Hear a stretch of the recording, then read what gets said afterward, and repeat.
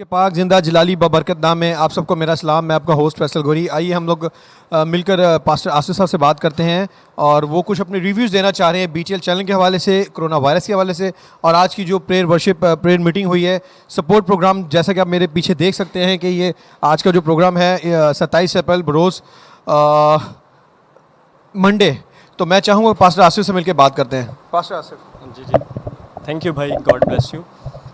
میں سب سے پہلے پاکستان کرسچن کونسل کا شکر گزار ہوں جنہوں نے یہ اعلیٰ اور عمدہ پروگرام آرگنائز کیا, اور یہ بڑا زبردست اسٹیپ تھا کیونکہ کرونا وائرس کی وجہ سے چرچز آپ سب جانتے ہیں کہ کلوزڈ ہیں, اور اس کے ساتھ ساتھ پاسٹرز جو ہیں وہ بھی مالی طور پر بہت زیادہ کمزور ہیں, اتنے اسٹرانگ نہیں ہیں.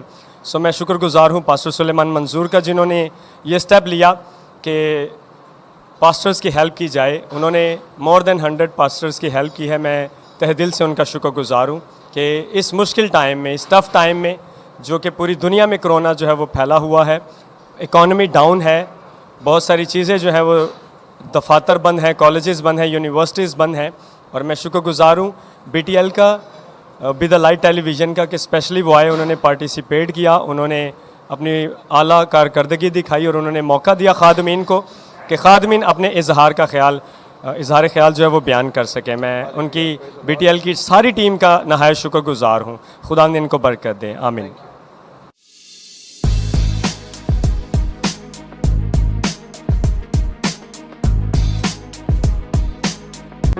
Do not forget to like the video, subscribe BTL TV, and press the bell icon to receive notifications.